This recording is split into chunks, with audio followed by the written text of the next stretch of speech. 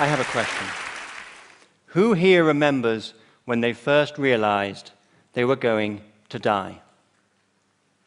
I do. I was a young boy, and my grandfather had just died. And I remember a few days later lying in bed at night, trying to make sense of what had happened.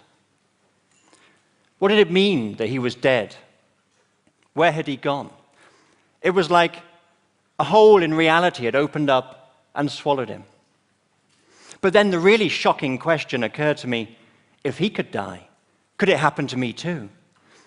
Could that hole in reality open up and swallow me? Would it open up beneath my bed and swallow me as I slept?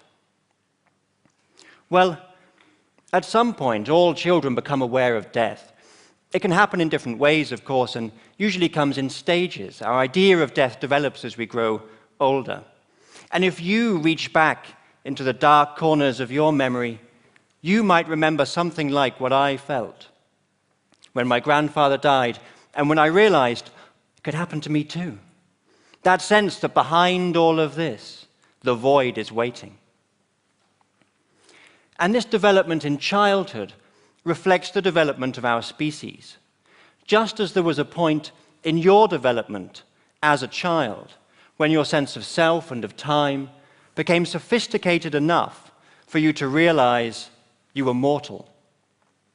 So at some point in the evolution of our species, some early humans' sense of self and of time became sophisticated enough for them to become the first human to realize, I'm going to die.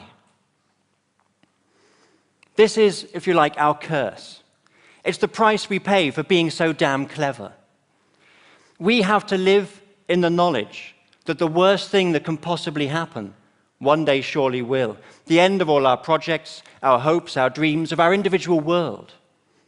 We each live in the shadow of a personal apocalypse. And that's frightening. It's terrifying. And so we look for a way out. And in my case, as I was about 5 years old, this meant asking my mum.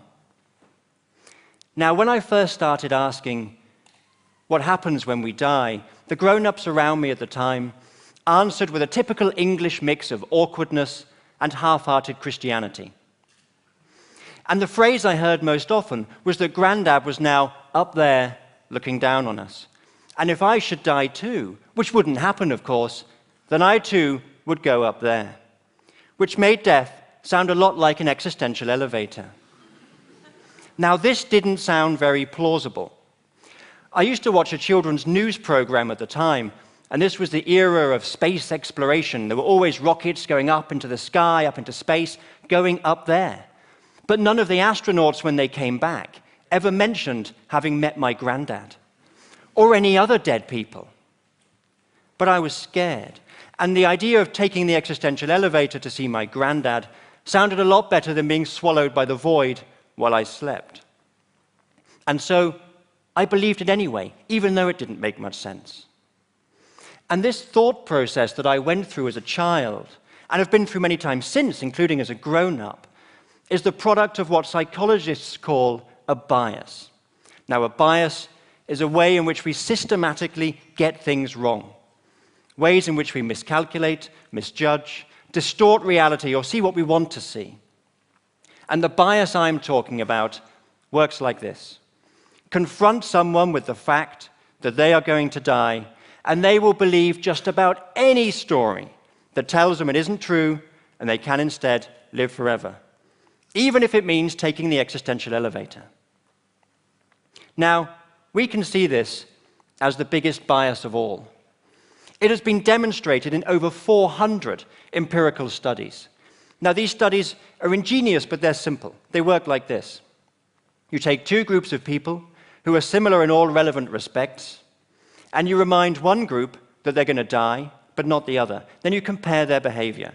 So you're observing how it biases behavior when people become aware of their mortality. And every time you get the same result. People who are made aware of their mortality are more willing to believe stories that tell them they can escape death and live forever. So here's an example. One recent study took two groups of agnostics. That is, people who are undecided in their religious beliefs. Now, one group was asked to think about being dead. The other group was asked to think about being lonely. They were then again asked about their religious beliefs. Those who had been asked to think about being dead were afterwards twice as likely to express faith in God and Jesus. Twice as likely. Even though before they were all equally agnostic, but put the fear of death in them and they run to Jesus. Now, this shows that reminding people of death biases them to believe, regardless of the evidence. And it works not just for religion, but for any kind of belief system that promises immortality in some form, whether it's becoming famous, or having children, or even nationalism, which promises you can live on as part of a greater whole. This is a bias that has shaped the course of human history. Now, the theory behind this bias and the over 400 studies is called terror management theory. And the idea is simple. It's just this. We develop our worldviews, that is, the stories we tell ourselves about the world and our place in it, in order to help us manage the terror of death. And these immortality stories have thousands of different manifestations. But I believe that behind the apparent diversity, there are actually just 4 basic forms that these immortality stories can take. And we can see them repeating themselves throughout history, just with slight variations to reflect the vocabulary of the day. Now, I'm going to briefly introduce these 4 basic forms of immortality story, and I want to try to give you some sense of the way in which they're retold by each culture or generation using the vocabulary of their day. Now, the first story is the simplest. We want to avoid death. And the dream of doing that in this body, in this world, forever, is the first and simplest kind of immortality story. And it might at first sound implausible, but actually almost every culture in human history has had some myth or legend of an elixir of life, or a fountain of youth, or something that promises to keep us going forever. Ancient Egypt had such myths, ancient Babylon, ancient India. Throughout European history, we find them in the work of the alchemists, and of course, we still believe this today. Only we tell this story using the vocabulary of science. So 100 years ago, hormones had just been discovered. And people hoped that hormone treatments were going to cure aging and disease. And now instead we set our hopes on stem cells, genetic engineering and nanotechnology. But the idea that science can cure death is just one more chapter in the story of the magical elixir, a story that is as old as civilization. But betting everything on the idea of finding the elixir and staying alive forever is a risky strategy. When we look back through history, and all those who have sought an elixir in the past, the one thing they now have in common is that they're all dead. So we need a backup plan. And exactly this kind of plan B is what the second kind of immortality story offers. And that's resurrection. And it stays with the idea that I am this body, I am this physical organism. It accepts that I'm going to have to die, but says, despite that, I can rise up and I can live again. In other words, I can do what Jesus did. Jesus died, he was 3 days in the tomb, then he rose up and lived again. And the idea that we can all be resurrected to live again is orthodox belief, not just for Christians, but also Jews and Muslims. But our desire to believe this story is so deeply embedded that we are reinventing it again for the scientific age. For example, with the idea of cryonics. That's the idea that when you die, you can have yourself frozen. And then at some point, when technology is advanced enough, you can be thawed out and repaired and revived and so resurrected. So some people believe an omnipotent God will resurrect them to live again, and other people believe an omnipotent scientist will do it. But for others, the whole idea of resurrection, of climbing out of the grave, is just too much like a bad zombie movie. They find the body too messy, too unreliable to guarantee eternal life. And so they set their hopes on the third, more spiritual immortality story, the idea that we can leave our body behind and live on as a soul. Now, the majority of people on earth believe they have a soul, and the idea is central to many religions. But even though in its current form, in its traditional form, The idea of the soul is still hugely popular. Nonetheless, we are again reinventing it for the digital age. For example, with the idea that you can leave your body behind by uploading your mind, your essence, the real you, onto a computer, and so live on as an avatar in the ether. But of course, there are skeptics who say if we look at the evidence of science, particularly neuroscience, it suggests that your mind, your essence, the real you, is very much dependent on a particular part of your body, that is your brain. And such skeptics can find comfort in the fourth kind of immortality story, and that is legacy. The idea that you can live on through the echo you leave in the world, like the great Greek warrior Achilles, who sacrificed his life fighting at Troy so that he might win immortal fame. And the pursuit of fame is as widespread and popular now as it ever was. And in our digital age, it's even easier to achieve. You don't need to be a great warrior like Achilles or a great king or hero. All you need is an internet connection and a funny cat. But some people prefer to leave a more tangible, biological legacy. Children, for example. Or they hope to live on as part of some greater whole, of a nation or a family or a tribe, or their gene pool. But again, there are skeptics who doubt whether legacy really is immortality.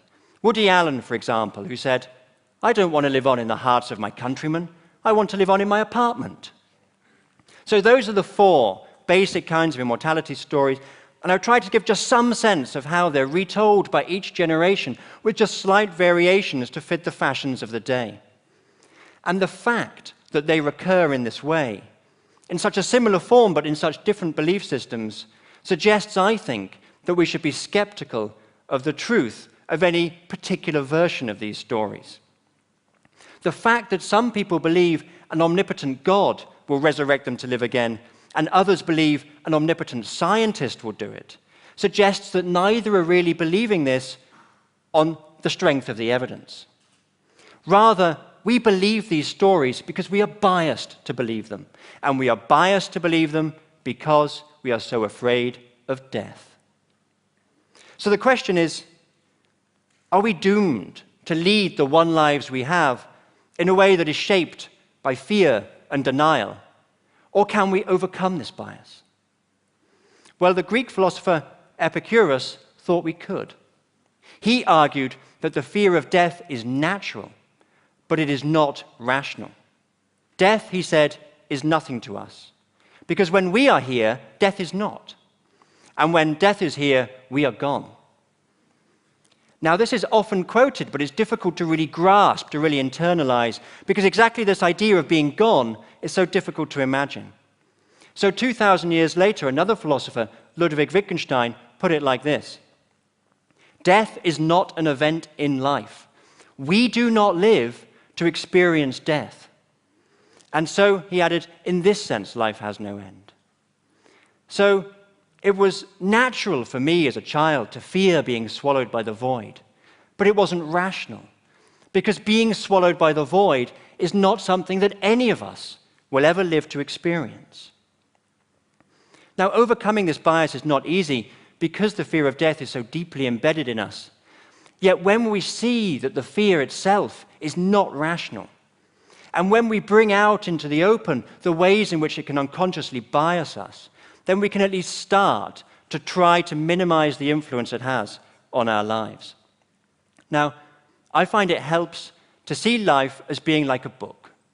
Just as a book is bounded by its covers, by beginning and end, so our lives are bounded by birth and death. And even though a book is limited by beginning and end, it can encompass distant landscapes, exotic figures, fantastic adventures. And even though a book is limited by beginning and end, the characters within it know no horizons. They only know the moments that make up their story, even when the book is closed. And so the characters of a book are not afraid of reaching the last page. Long John Silver is not afraid of you finishing your copy of Treasure Island. And so it should be with us. Imagine the book of your life. Its covers, its beginning and end are your birth and your death. You can only know the moments in between, the moments that make up your life. It makes no sense for you to fear what is outside of those covers, whether before your birth or after your death. And you needn't worry how long the book is, or whether it's a comic strip or an epic. The only thing that matters is that you make it a good story. Thank you.